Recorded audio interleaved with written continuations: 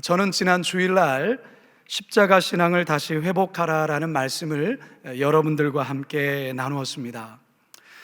설교를 마치고 한 주를 보내면서 제 마음속에 떠나지 않았던 것은 이 십자가에 대한 주제를 사순절 기간 동안에 성도들과 계속해서 나누어야겠다라는 그런 마음이, 그런 감동이 제 마음 가운데 떠나지를 않았습니다.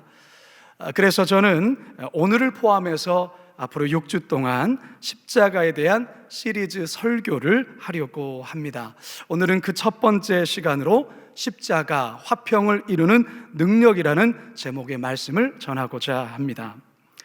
지난 주일에도 여러분께 말씀을 드렸지만 지금 우리가 느끼는 십자가와 2000년 전에 사람들이 느꼈던 십자가는 하늘과 땅 차이라 할 수 있습니다. 예수님 당시의 십자가는 가장 잔인하고도 혹독한 형벌이었기 때문에 생각만 해도 오금이 저려오고 극도의 두려움을 주는 것이었습니다. 하지만 지금 우리들에게는 이러한 두려움과 수치의 상징이었던 십자가가 구원과 생명, 하나님의 사랑이라는 의미로 바뀌게 된 것입니다. 더욱이 사도 바울은 십자가의 도라는 새로운 신학 사상을 만들어 십자가의 의미를 확장시켰습니다. 고린도전서 1장 18절을 함께 읽습니다. 시작. 십자가의 도가 멸망하는 자들에게는 미련한 것이요 구원을 받는 우리에게는 하나님의 능력이라. 십자가의 도가 믿는 자들에게는 하나님의 실제적인 능력이다라고 말하고 있습니다. 오늘 본문 에베소서에서는 사도 바울은 십자가와 화평의 관계를 설명하면서 십자가는 진정한 화평을 이루는 하나님의 능력이라고 선포하고 있습니다. 사랑하는 성도 여러분, 지금 우리가 살아가고 있는 지금의 세상에서 이 십자가가 화평을 이루는 능력이 된다라는 이 메시지는 대단히 중요한 메시지가 아닐 수가 없습니다. 왜 그렇습니까? 지금 우리가 살고 있는 이 세상, 너무나도 많은 분쟁과 갈등과 분열 속에 갈기갈기 찢겨져 있기 때문에 그렇습니다. 바라기는 분열과 분쟁으로 얼룩져져 있는 이 세상 속에서 우리 그리스도인들이 어떻게 해야 십자가로 화평을 이루며 살아갈 수 있는지 본문을 통해 말씀하시는 하나님의 살아계신 음성을 듣게 되기를 주님의 이름으로 축원합니다. 따라 하시겠습니다. 타인과의 화평, 중간에 막힌 담을 허무셨습니다.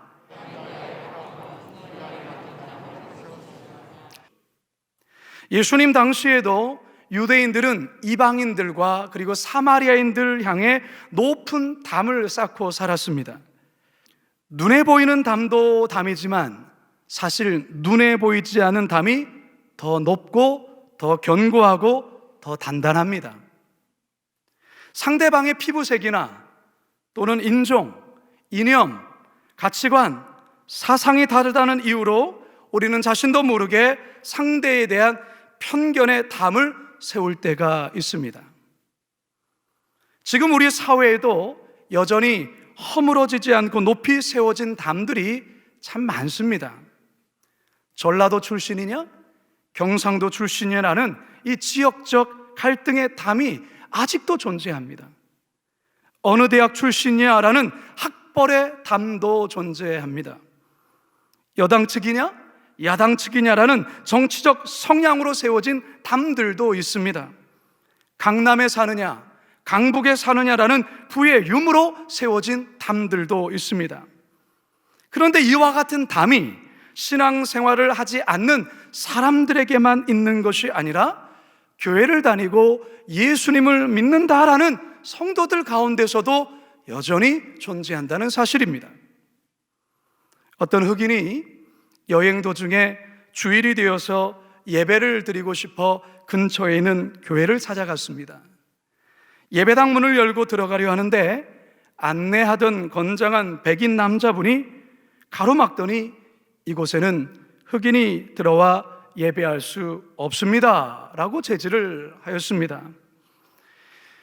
어쩔 수 없이 교회 마당 한 귀퉁이에 쓸쓸히 앉아서 예배당 안에서 들려오는 찬송 소리, 기도 소리를 들으며 예배하는데 너무나도 속상한 마음에 흐느끼며 울기 시작했습니다. 그런데 그 누군가가 자신의 어깨를 두드리면서 이렇게 말을 걸어왔습니다. 왜 울고 있느냐? 눈물을 닦고 쳐다봤는데 그분이 바로 예수님이셨습니다.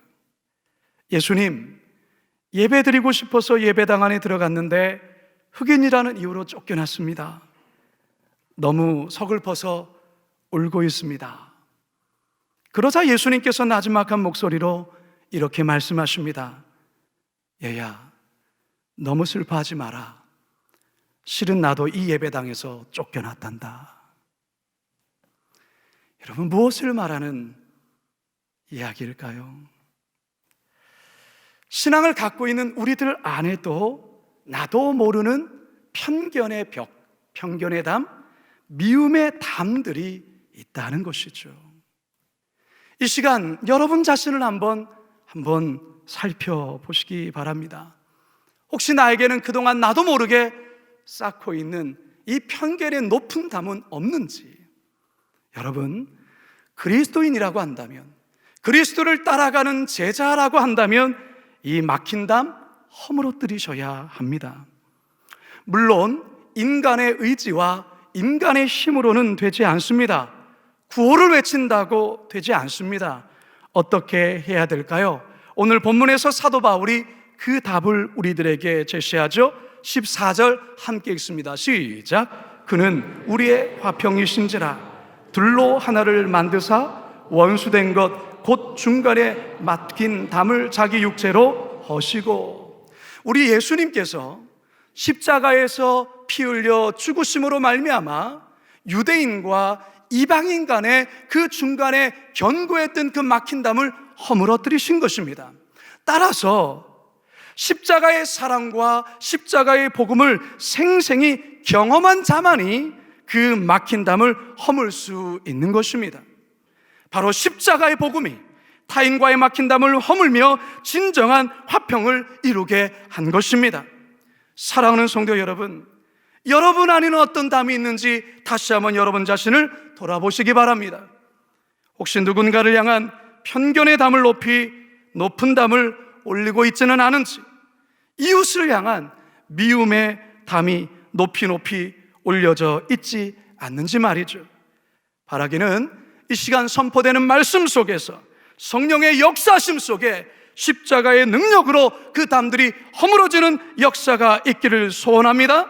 그래서 타인과의 진정한 화평을 이루시는 저와 여러분 되기를 주님의 이름으로 축원합니다. 두 번째 한번 따라 하시겠습니다. 자신과의 화평, 은혜의 세법을 주셨습니다.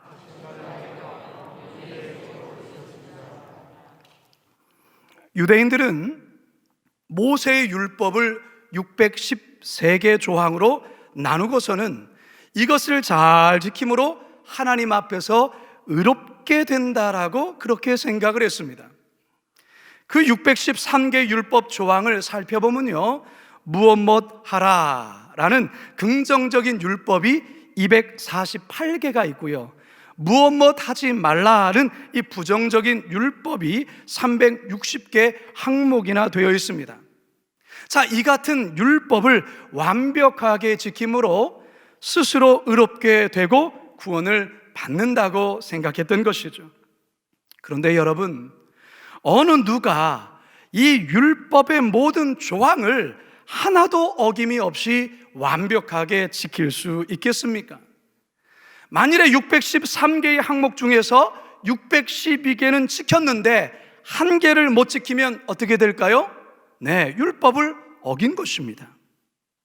여러분, 이런 율법주의자들 마음에 진정한 평화가 있을까요? 늘 불안과 그리고 늘 조바심과 늘 긴장이 있지 않겠습니까? 그리고 항상 남을 향해 도끼눈을 뜨고서는 율법을 지키는지 안 지키는지 감시하고 정죄하고 판단하지 않겠습니까? 예수님 당시에 바리새인들이 그랬었습니다. 사실 사도 바울 또한 과거에 그랬습니다. 그래서 빌립보서 3장 5절과 6절에서 그는 이렇게 자신에 대해서 이야기를 하죠. 함께 읽습니다. 시작. 나는 8일 만에 할례를 받고 이스라엘 족속이요 베냐민 지파요 히브리인 중에 히브리인이요 율법으로는 바리새인이요 열심으로는 교회를 박해하고 율법의 의로는 흠이 없는 자라. 바울이 얼마나 대단한 사람이었냐면 그는 히브리인 중에 히브리요 또한 바리새인 가운데도 바리새인이다. 율법으로는 흠이 없는 자다. 그렇게 자신만만하게 했던 사람이 바로 이 바울이었습니다. 그러나 이 사도 바울이 십자가의 복음을 경험하고 난 이후에 율법을 지킴으로 의롭게 되는 것이 아니라 오직 하나님의 은혜에 의하여서 의롭게 되며 믿음으로 말미암아 구원을 받게 된다는 사실을 비로소 깨닫게 되어지죠. 에베소서 2장 8절과 9절입니다. 시작. 너희는 그 은혜에 의하여 믿음으로 말미암아 구원을 받았으니 이것은 너희에게서 난 것이 아니요 하나님의 선물이라. 행위에서 난 것이 아니니 이는 누구든지 자랑하지 못하게 함이라. 이게 바로 은혜의 새 법인 것입니다. 이 은혜의 새 법은 예수님이 십자가에서 피 흘려 주심으로 우리에게 은혜로 주신 것입니다. 은혜로. 따라서 십자가의 복음을 통해 이 은혜의 새 법을 깨달을 때 자신과의 관계 속에 진정한 화평을 누릴 수 있는 것이죠. 예수님께서 비유로 말씀하셨던 것 가운데 유명한 비유가 탕자의 비유입니다. 첫째 아들은 아버지에게 대단히 순종적이고 하루 종일 밭에 가서 열심히 일하는 착한 아들로 비유 가운데는 소개가 되지요. 이에 반해서 둘째 아들은 어떻습니까? 아버지가 죽지도 않았는데 아버지에게 유산을 달라 하고 그 유산을 가지고서 먼 타국에 나가 허랑망탕하게 모두 탕진해버린 그런 못된 아들로 소개하고 있죠. 자, 그런데 이 둘째 아들이 자신의 잘못한 것을 뉘우치고 아버지 집으로 돌아왔을 때 그의 아버지는 살찐 송아지를 잡으며 살아서 돌아온 아들을 위해 큰 잔치를 베풉니다.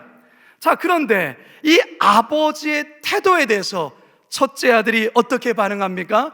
굉장히 화를 내며 분노하지요. 그러면서 아버지에 대해서 자신이 그동안 마음에 품고 있었던 서운한 마음을 토해냅니다. 그동안 열심히 일하고 순종했던 나에게는 친구와 어울리라고 염소 새끼 한 마리 내어주지 않으면서 가산을 탕진해버린 이 둘째 아들이 돌아오니까 잔치를 여는 것이 과연 맞습니까? 흥분하면서 따졌던 것입니다.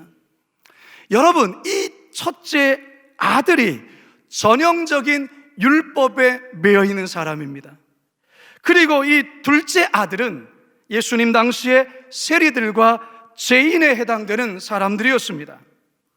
아버지는 첫째 아들에게도 그렇고 둘째 아들에게도 그렇고 율법을 철두철미하게 지켜서 사랑받는 것이 아니라 자녀라는 그 이유 하나만으로 용납받고 용서하고 사랑한다는 은혜의 법을 적용하고 있었다라는 것입니다. 그러나 이 첫째 아들은 이 은혜의 법을 이해하지를 못했어요.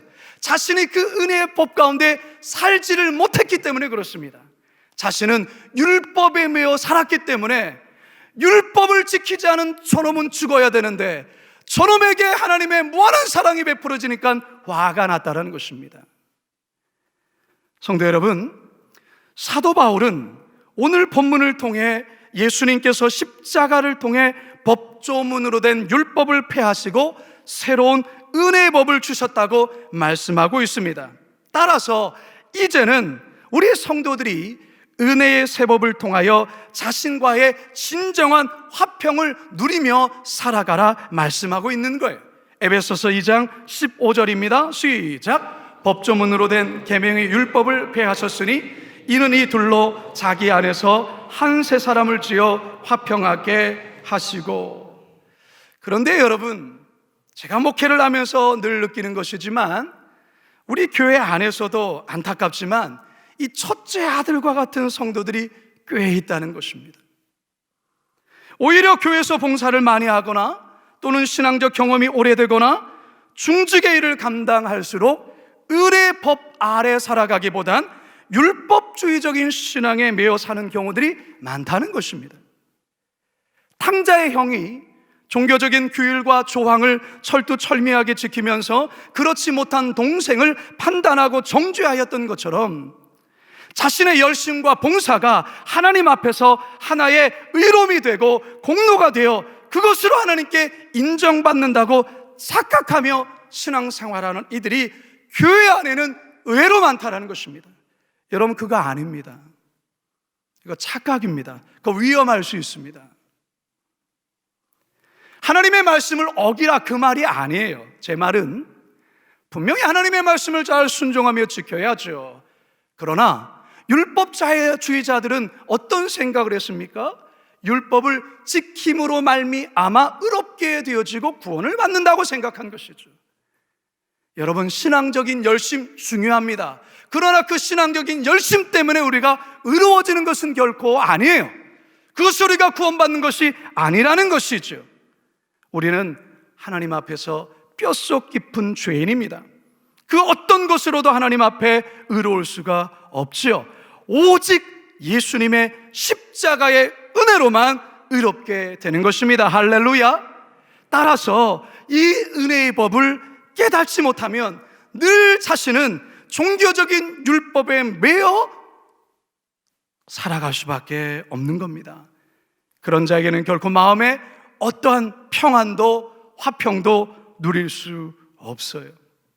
따라서 성도 여러분, 우리는 매 순간마다 우리는 은혜 아니면 살아갈 수 없다라는 이러한 믿음의 고백, 믿음의 찬양을 하며 살아가야 하는 것입니다. 바라기는 십자가를 통해 우리에게 조건 없이 부어주신 그 은혜의 세법을 깊이 깨닫고 자기 자신과의 진정한 화평의 관계를 잘 누리시며 살아가는 우리 성도들 되시기를 주님의 이름으로 축원합니다.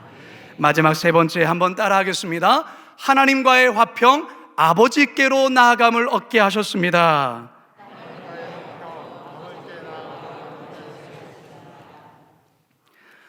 세상의 모든 사람들은 행복한 삶을 원합니다. 그 어느 누구도 불행한 삶을 원하는 사람 아무도 없죠. 그런데 많은 사람들이 행복에 대해서 잘못 번지수를 찾는 경우들이 많습니다. 대부분의 많은 사람들은 그 행복의 조건과 이유를 소유라든지 또 사람들로부터의 어떤 인정으로 생각할 때가 많아요. 물론 소유로 인해, 사람들로 인해 어떤 인정이 어느 정도 행복감을 주는 것은 분명히 있습니다. 하지만 그 행복은 오래가지 않습니다. 인간의 진정한 행복은 소유의 유무와 사람들의 칭찬과 인정이 아니라 하나님과의 관계 속에서 화평의 관계를 누릴 때에 이 행복은 누리게 되는 것입니다. 하나님과의 화목에 있다라는 것입니다. 욥기 22장 21절을 함께 읽습니다. 시작. 너는 하나님과 화목하고 평안하라. 그리하면 복이 내게 임하리라. 인류의 비극과 불행은 하나님과의 평화적인 관계가 깨어짐에서 비롯된 것입니다. 이 깨어짐의 원인이 무엇이죠? 우리가 익히 아는 것처럼 첫사람 아담이 하나님의 말씀을 거역하고 불순종한 죄에 있습니다. 결국 죄의 결과로 하나님과의 관계가 깨어졌고 인간과의 관계도 깨어졌고 더 나아가 피조 세계와의 관계도 깨어지고 말았습니다. 이 관계의 깨어짐은 결국 상대를 향한 파괴적인 행동으로 나타나게 되는데요, 강한 자가 약한 자를 억압하고 폭행할 뿐만 아니라 강한 국가가 약한 국가를 전쟁을 통하여 그들을 지배하고 학살하는 모습들, 또한 자연에 대해서 무차별적인 또한 자연을 파괴하는 모습으로 그동안 인류 역사 가운데 나타났다는 것입니다. 이것은 지금도 여전히 진행되고 있습니다. 이 같은 파괴는 결국 화평까지도 파괴하고 말았습니다. 이 땅에 예수님께서 사람으로 오신 근본적인 이유가 무엇입니까? 그 이유는 하나님과의 그 화평의 관계가 깨어진 그 깨어짐을 회복시키기 위해서 우리 예수님 이 땅에 인간의 몸을 입고 오신 것입니다. 그래서 예수님이 탄생하실 때 천사의 고백에 이런 고백이 있지 않았습니까? 누가복음 2장 14절입니다. 시작. 지극히 높은 곳에서는 하나님께 영광이요 땅에서는 하나님이 기뻐하신 사람들 중에 평화로다. 평화, 화평, 화목, 평강, 평안. 헬라어 가운데 에이레네라는 단어를 보통 화평이라는 말로 번역합니다. 그러나 이 에이레네 단어는 방금 제가 말씀드린 것처럼 때론 문맥에 따라 평화, 평강, 평안, 화목이라는 번역으로도 다양하게 번역되죠. 여러분이 화평, 평화, 평안, 이것은 예수님이 십자가에서 속죄의 피를 흘려주심으로 이루게 되었고 그 십자가의 피를 통해서만 아버지께 나아감을 얻게 된 것입니다. 그래서 하나님과의 진정한 평화를 누릴 수 있게 된 것이죠. 에베소서 2장 16절과 18절입니다. 시작. 또 십자가로 이 둘을 한 몸으로 하나님과 화목하게 하려 하심이라. 원수된 것을 십자가로 소멸하시고 이는 그로 말미암아 우리들이 한 성령 안에서 아버지께 나아감을 얻게 하려 하심이라. 아버지께 나아감을 얻게 하려 하심이라. 여러분, 우리는 아버지께 나아갈 수 없어요. 나아갈 수 없는 존재예요. 왜요? 죄로 인해서 말이죠.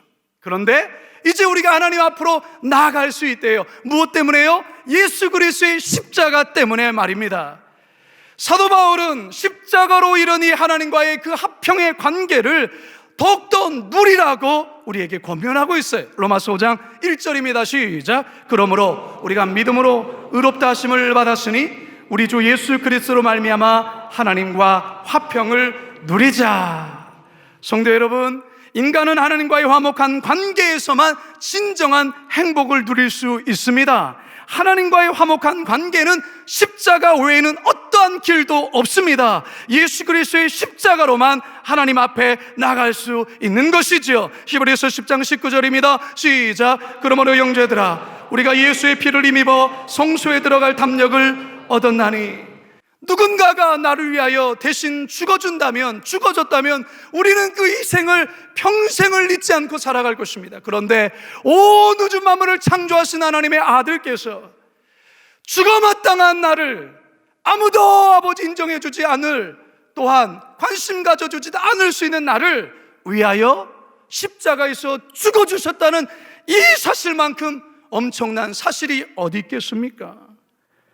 우리가 이것을 생각할 때마다 우리는 하나님 앞에 눈물을 흘릴 수밖에 없을 것이고, 우리는 이 놀라운 예수님의 그 희생의 십자가를 생각할 때마다 우리는 감사하지 않을 수가 없는 것입니다. 따라서 예수님께서 우리를 위하여 놓아주신 이 십자가를 통하여 하나님 아버지께 나아감을 통하여 하나님과의 진정한 화평의 관계를 누리실 수 있기를 주님의 이름으로 축원합니다.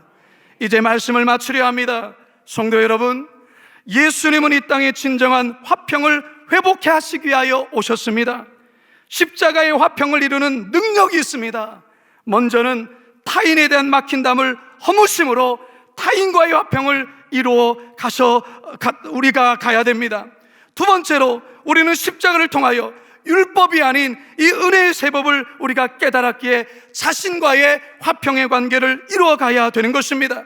그리고 마지막으로 이 십자가를 통하여 아버지께로 나아갈 수 있는 길을 열어주셨기에 하나님과의 화평의 관계를 이루어 가셔야 합니다. 그래야 할 때 우리 모두는 진정한 행복을 누릴 수 있게 되는 것입니다. 이 행복, 이 화평 온전히 누리시는 사순절 절기의 기간이 되시기를 주님의 이름으로 축원합니다.